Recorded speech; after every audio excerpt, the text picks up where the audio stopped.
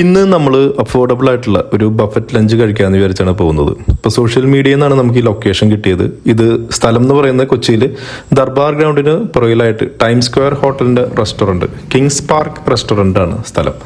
അപ്പോൾ നമ്മൾ തലേ ദിവസം ബുക്ക് ചെയ്തിട്ടുണ്ടായിരുന്നു. നമ്മളൊരു 1:30 കൂടിയിട്ടാണ് ഇവിടെ എത്തിയത്. അപ്പോൾ സ്ഥലം കുറവാണ്, നേരത്തെ ബുക്ക് ചെയ്യുന്നത് നന്നായിരിക്കും എന്ന് പറഞ്ഞുകൊണ്ട് തന്നെയാണ് നമ്മൾ ബുക്ക് ചെയ്തത്. അപ്പോൾ നമ്മളൊരു 1:30-1:45 കൂടി എത്തിയപ്പോൾ അവർ ആ സ്പ്രെഡൊക്കെ അറേഞ്ച് ചെയ്ത് കഴിയുന്നുണ്ടായിരുന്നുള്ളൂ. വലിയ തിരക്കൊന്നും തോന്നിയിരുന്നില്ല. ഒരു പ്രത്യേക ആംബിയൻസ് ആയിരുന്നു. പഴയ മോഡൽ കസാരകളും മറ്റുമാണ് അവിടെ കാണാൻ കഴിഞ്ഞത്. പിന്നെ അവിടെ വെച്ചിരുന്ന ഡിഷുകൾ വെച്ചിരുന്ന പാത്രങ്ങളാണെങ്കിലും ഒരു പ്രത്യേക രീതിയിലുള്ള പാത്രങ്ങളായിരുന്നു.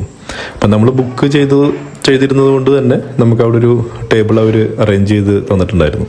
പിന്നെ ഇതിൻ്റെ വാളിലൊക്കെ ഓരോ പ്രിപ്പറേഷൻ്റെ ചില കാര്യങ്ങൾ അവർ ഡിസൈൻ രൂപത്തിൽ എഴുതി വെച്ചിട്ടുണ്ടായിരുന്നു. അതൊരു വെറൈറ്റി ആയിട്ട് നമുക്ക് തോന്നി.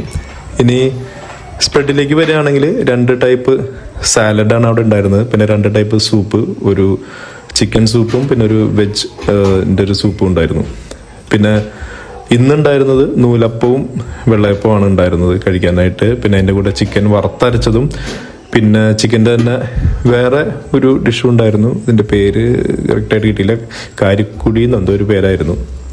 പിന്നെ മട്ട റൈസ് ഉണ്ടായിരുന്നു. പിന്നെ വെജിറ്റബിൾ ഐറ്റംസ് കുറച്ചുണ്ടായിരുന്നു. അതിൽ സാമ്പാറുണ്ടായിരുന്നു, പിന്നെ മോരുകറി ഉണ്ടായിരുന്നു, പിന്നെ അവിയൽ, കൂട്ടുകറി, പിന്നെ ബീട്രൂട്ട് പച്ചടി, അങ്ങനെ കുറച്ച് വെജിറ്റബിൾ ഐറ്റംസ് അവിടെ വെച്ചിട്ടുണ്ടായിരുന്നു. അതുകൂടാതെ ബീഫിൻ്റെ ഒരു ഐറ്റം ഇവിടെ വെച്ചിട്ടുണ്ടായിരുന്നു. പിന്നെ ബീഫ് കൂടാതെ ഫിഷ് ഇഷ്ടപ്പെടുന്ന ആൾക്കാർക്ക് വേണ്ടി ഫിഷ് തേങ്ങാപ്പാലിട്ട് വെച്ച ഒരു മീൻകറി അവൈലബിൾ ആയിരുന്നു.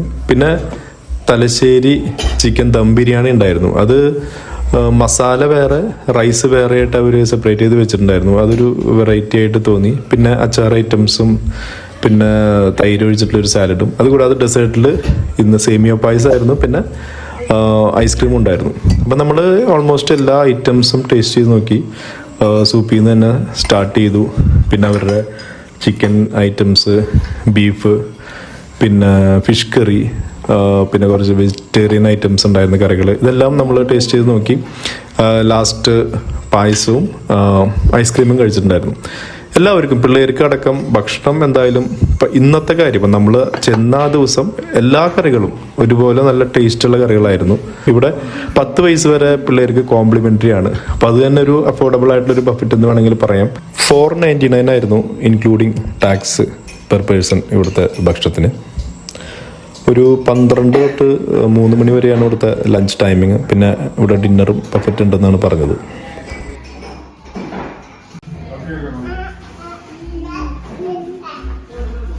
അപ്പം ഞങ്ങൾ ചെന്ന ദിവസത്തെ ഭക്ഷണം വെച്ച് നോക്കുകയാണെങ്കിൽ ഭക്ഷണം നല്ലതായിരുന്നു. പിന്നെ അഫോർഡബിൾ റേറ്റും ഒരു പ്രത്യേക ഒരു ആംബിയൻസും ആയിട്ടാണ് എനിക്ക് തോന്നിയത്.